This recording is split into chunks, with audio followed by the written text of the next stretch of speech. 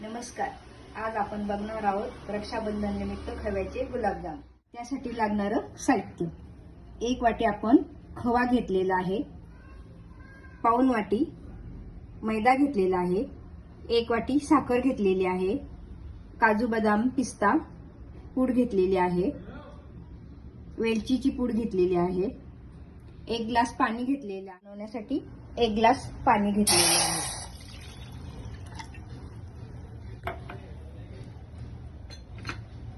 त्यामध्ये आपण 1 वाटी घेतलेली साखर घालणार आहोत.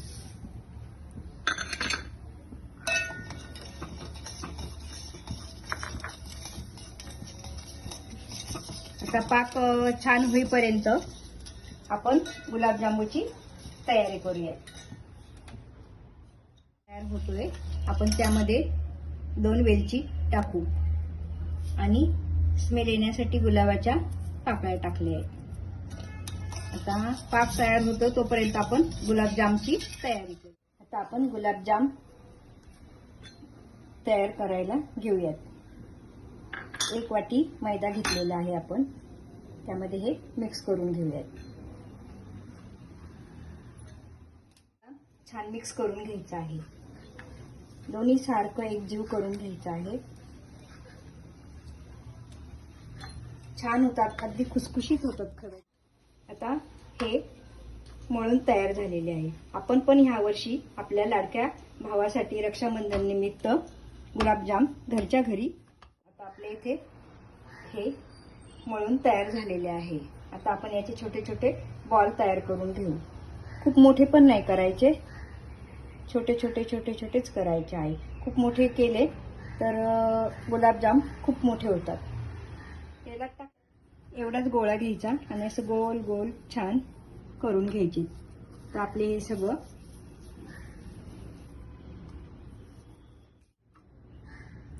फार मोठे पण नाही करायचे.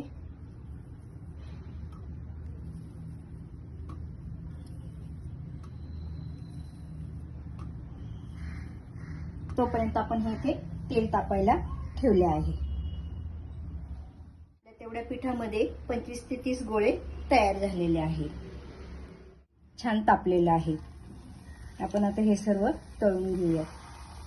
गॅस एकदम बारीक ठेवायचा आहे. मोठा गॅस केला तर आतमध्ये कच्चे राहू शकतात. त्यामुळे आपण हे सर्व मीडियम गॅसवरच तळायचे आहे.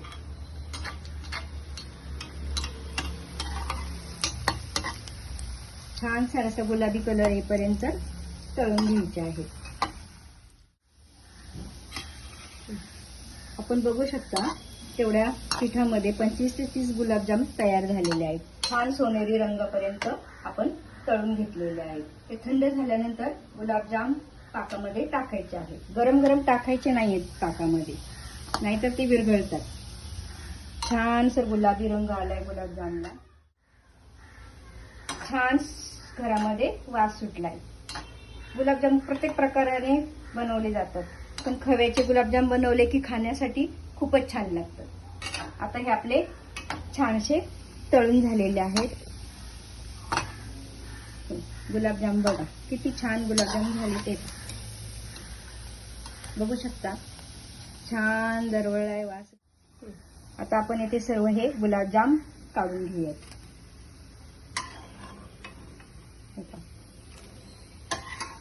छान सोनेरी रंग आलाय, बघू शकता आपण. नक्की ट्राय करा.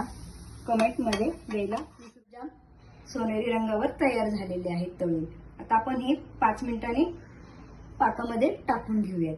फार गरम नाही टाकायचे, पाकामध्ये टाकून घेऊयात. इथे एका बाउलमध्ये पाक काढून घेतलेला आहे.